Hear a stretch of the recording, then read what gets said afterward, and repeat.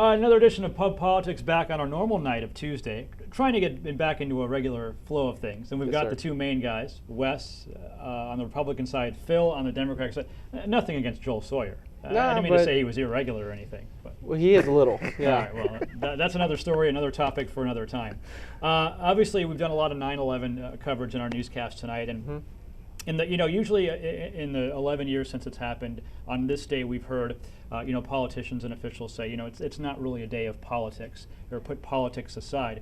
But we were talking before this segment, Wes, that basically when 9/11 happened, there was a lot of political meaning behind it and significance. Yeah, I mean, listen, we need to honor those that were killed, and we obviously need to honor those soldiers that went overseas to fight since then. But let's remember, this was an attack on America's financial system, on America's political system. They attacked us because we are a democratic country. I mean, I personally believe politics, or 9/11, is completely political, everything about it. They wouldn't have attacked us if this wasn't America, if it wasn't for politics.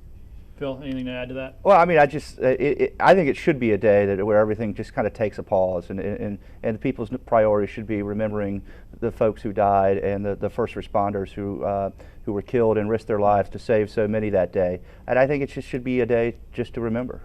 Absolutely. Well put, both of you guys. Now, both of the conventions are in the books, Tampa, Charlotte. So now we look ahead to the election season. Really, we'll have some debates and things like that. But, Election Day is less than 2 months away. Looking at a Gallup poll, there seemed to be a little bit of a bounce for Obama after the DNC. Usually we do see bounces after these political conventions.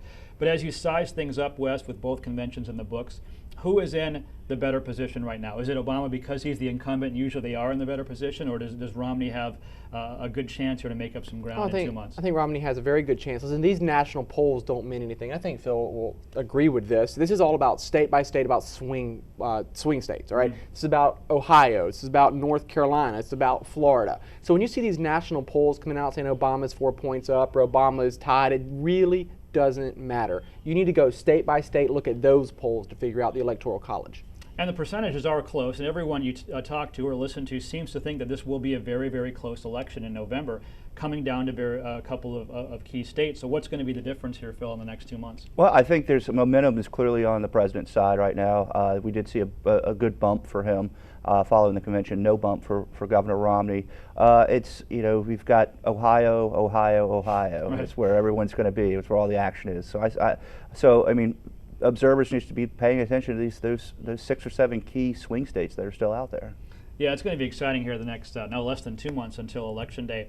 Kind of quiet in South Carolina politics the past few weeks, but the state Democrats, we mentioned this last week, how they were taking Governor Haley to task for not being here in the state. Well, lo and behold, she is in Japan this week, for the entire week. You okay with that, Wes? Yeah, I'm completely fine. This is the stupidest rhetoric I've ever heard because every political figure does it. There's Democratic governors all over the country doing the same thing. I brought up last week about Mayor Rahm Emanuel. He's traveling all over the country raising money for Democrats instead of tending to his own city, which, by the way, got all those teachers striking in Chicago, but he's around raising money for the DNC and for Obama, but you don't ever hear Harpootlian or the Democrats saying anything about that, but they want to go attack Nikki Haley. It's complete hypocrisy, and it's just kind of a silly argument. Phil, I'll give you a chance to defend against Wes's attack against your party right now. The last time one of the last times Governor Haley went abroad, the taxpayers of South Carolina were on the bill for close to $500,000, and very little to show for it. No contract signed in Europe. She's traveling to Japan right now. Let's just hope it goes better than last time she went off abroad and brought back nothing. It is an economic and trade summit over there in Japan, correct? Yeah, listen, governors do this, and as long as those governors aren't going to Argentina, it seems like these trips overseas have been paying off. We saw Boeing come over here. We've seen the tire industry move into South Carolina. These economic development trips outside of South Carolina work.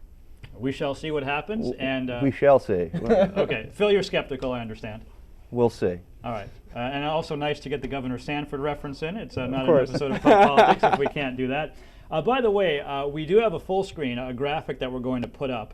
You guys have a very special edition of Pub Politics, the pub version this week, correct? Yeah, we're calling it the Pub Politics National Convention. Okay. Amanda Loveday, who's the executive director of the Democratic Party, Matt Moore, the executive director of the State Republican Party, are both going to come join us, talk about the conventions. They'll be up at Jake's at 6 o'clock tomorrow night.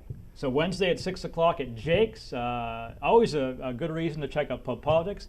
Amanda, Matt, Phil, Wes, cast of thousands probably. Have a good time. And a good time. PubPoliticsLive.com, by the way, is the website. You can also listen into the show if you can't make it to Jake's in person. Guys, as always, it's a pleasure to have you guys here. Thank you, sir. Thank and you. We'll see you next week.